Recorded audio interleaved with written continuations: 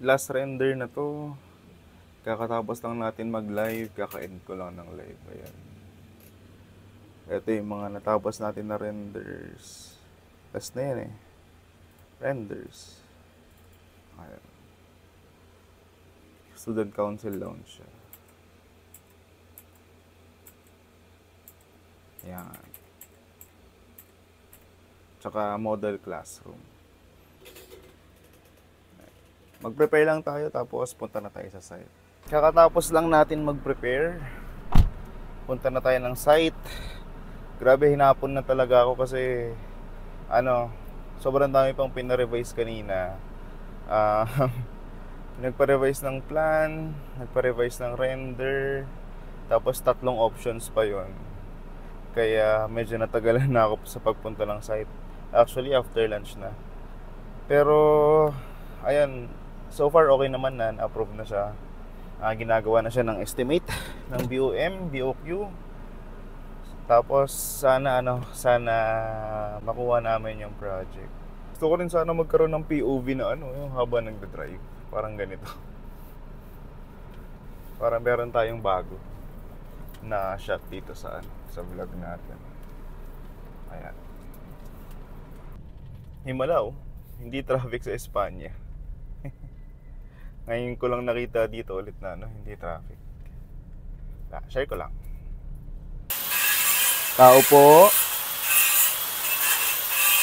Ginagawa natin, Kuya Odi. Ginagawa natin. Ito, nagbubutas. Nagbubutas. Para saan yan? Doon lang sa angle valve. Hindi sa pinakadulo? Oo, sa pinakailalim. Kobe boy, ginagawa mo dyan? Linis. Sige. Check lang natin yung gawa nila Kuya, nila Kuya Odi. Dito sa second floor, medyo magulo pa, no? Dahil pa kasing gamit dito kasi nilalagay yung mga ibang mga debris na mga pinagbaklasan doon sa doon sa second floor. Pati mga dati nilang mga poste dito nilagay. Tapos, eto, nasa second phase to gagawin eh. Pero kung makikita niyo sa baba, halos patapos na. Kulang na lang doon, finishing na lang ng paint, tsaka pag-install ng mga plumbing fixtures. Yung plumbing fixtures, naka-deliver na. Kulang na lang yata ng shower kasi di ko nakita yung shower. Try na natin papasukin sila Kuya Kokoy, yung tubero natin dito para ma-install na yung ma-install na yung mga toilet para magamit na nila dito sa ground floor.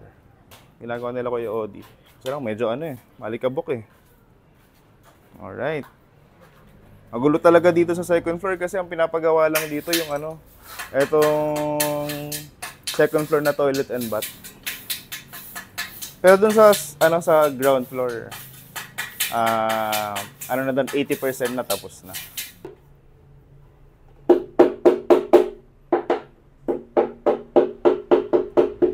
Tignan natin kung babasag ulit. Hindi na pinapakita ni Kuya Odi, tinatakpan na niya.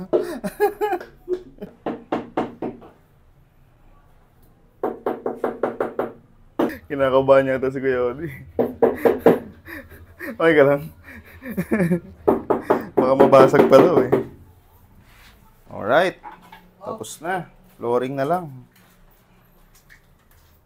Para tayo na nakapalayan. Ito nakapag-waterproofing na kasi dito. Kakatanggal lang ng tubig.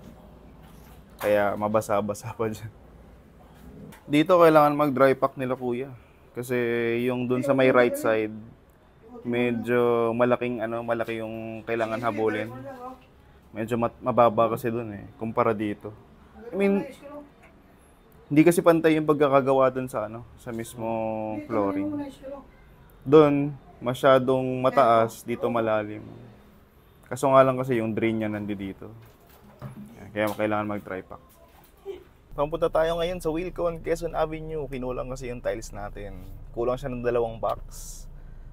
Yung maraming sobra doon yung pang wall tiles. Tingin ko nagkabaliktad lang ng compute sila ate. So ngayon, kailangan natin bumili ng tiles kasi wala nang ibang gagawin sila Kuya. Yung mason natin.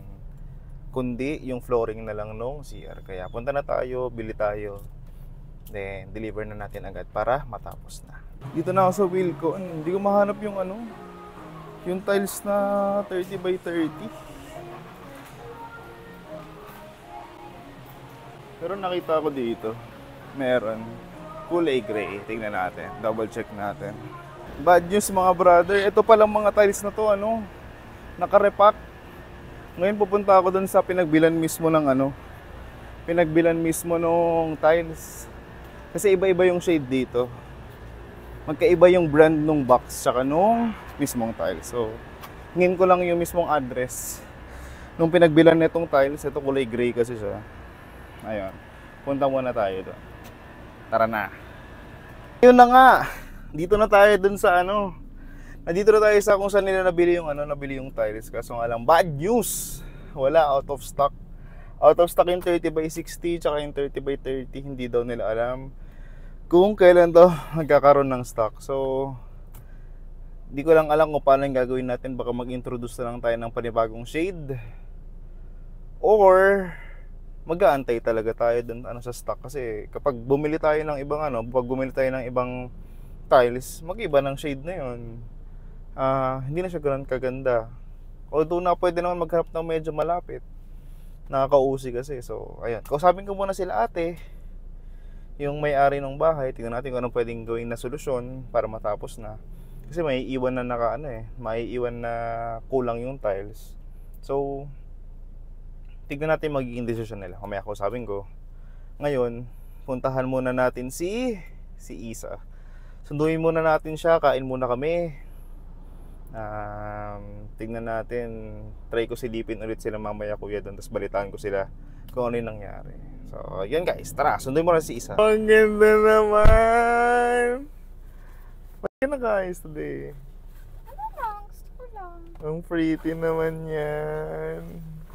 Gusto mo mag-gumil? Hindi ka naman makakait. Hindi, di ba meron naman doon yung ano lang, yung mac and cheese? Kain muna kaming dalawa. Pero bago yan, may gagawin muna kami. Nandiyan sa may tabi ng baliwag. Ay, mababaksin ka na? Oo, kailangan ko, di ba? Today. Oo, today. Mababaksin muna ako. Alam niyo kung bakit? Mamaya. Wait lang. Punta tayo doon, wait lang.